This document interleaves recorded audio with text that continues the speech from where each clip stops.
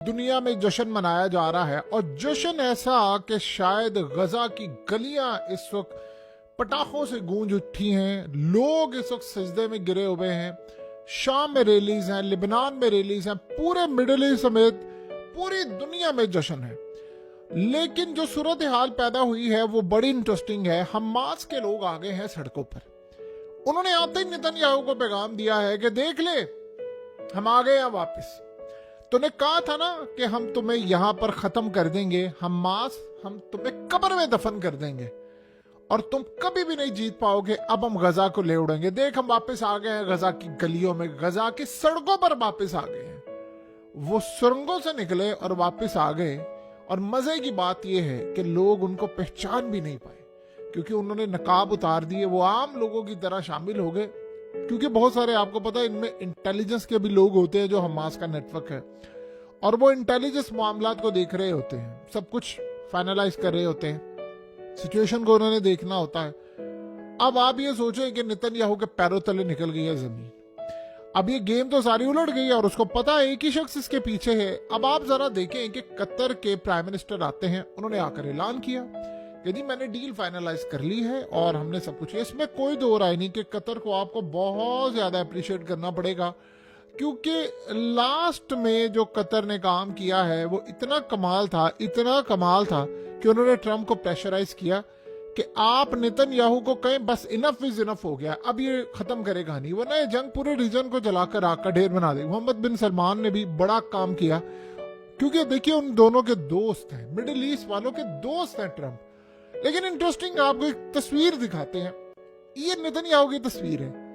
Trump ने उधर tweet की कि जो डील मैंने फाइनल कर दिया। उधर आप जरा देखें नेतन्याहू की शक्ल, देखें आप उसके फेस की हालत देखें। देखिए ये वो चीज है जब ट्रंप की इसको कॉल आई है और ट्रंप ने उसको कह दिया कि मैंने डील कर दी, अब तो चुप करके कोई काम नहीं किसी ने करना और बस अनाउंसमेंट कर दे।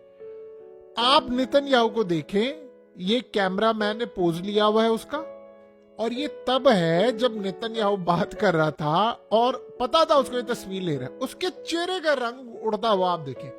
अब ये ऑन दी रिकॉर्ड है, अगर ऑफ दी रिकॉर्ड ये हो तो सोचे नेतन्याहू के पैरों तले जमीन निकली होगी कि नहीं।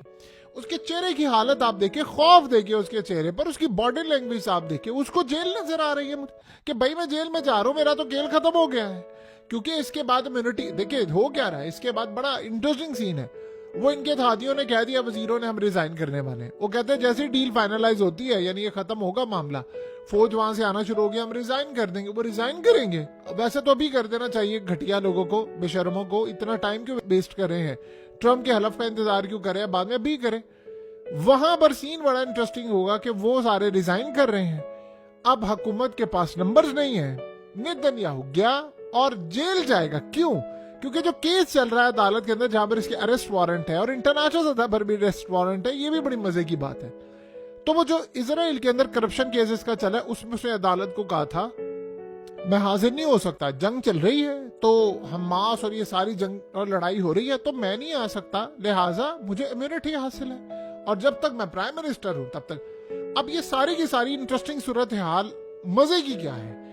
अब आप ये सोचें कि मजे की सूरत हाल ये थी कि 8 अक्टूबर को आपको पता है हमास ने हमला किया, 9 अक्टूबर को और 10 अक्टूबर को हुआ ये था कि इजराइल ने ऐलान शुरू कर दिया कि हम फौज लेकर जा रहे हैं गजा में, जंग छेड़ने वाले।